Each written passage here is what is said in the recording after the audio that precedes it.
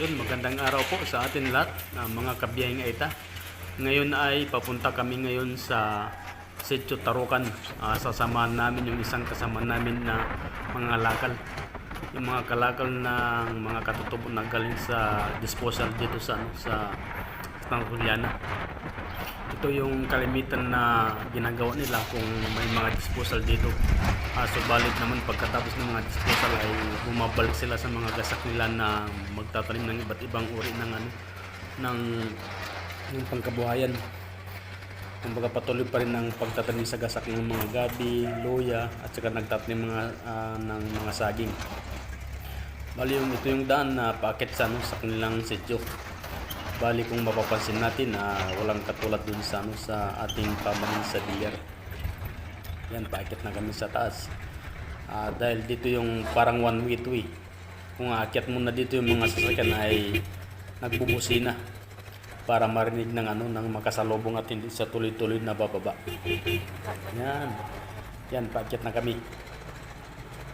Pagkaahon dyan ay makikita natin yung pamayanan ng Sitio Tarukan. Yun, mga kapwa nating Aita na nakatira dyan. Yun, tignan natin. Yan, malapit na tayo makarating.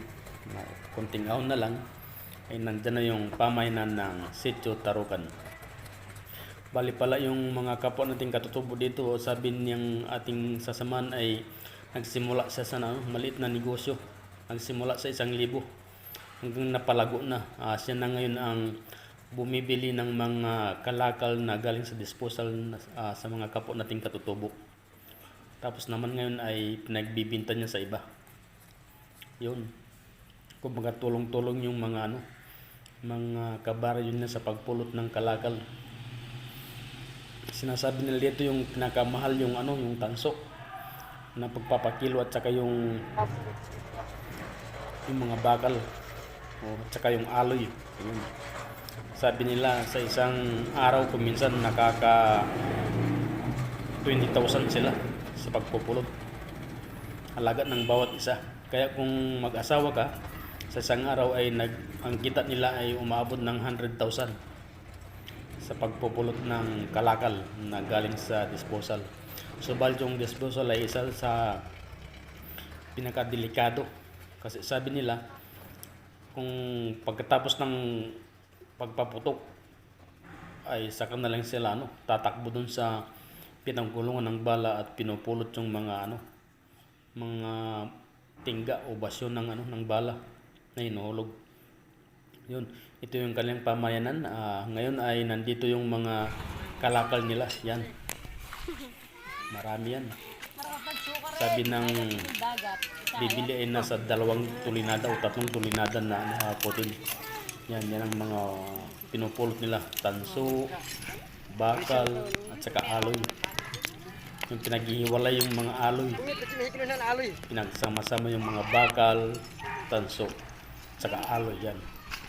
Kumbaga tumutulong kami dito sa kikilo. Yun, simulan na po natin ng pagkikilo ng mga kalakal ng mga kapwa Aita. At sa pagkilo. Yan. Bibilihin ng ating Kasama pinabubuhay ng ating mga kapwa Aita. Maraming salamat. Ibon dagtao. Antabay natin yung paghahakot natin. Maraming salamat.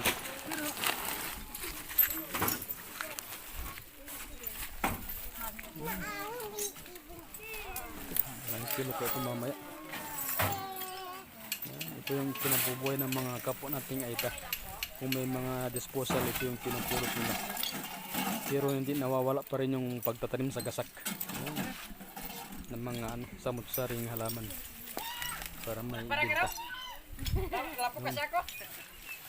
Yung huli namin karga, bali naka 3 karga kami. Yun, ng kalakal. Yun, ito yung aming nakuha. Tsaka ito, trailer. Yun.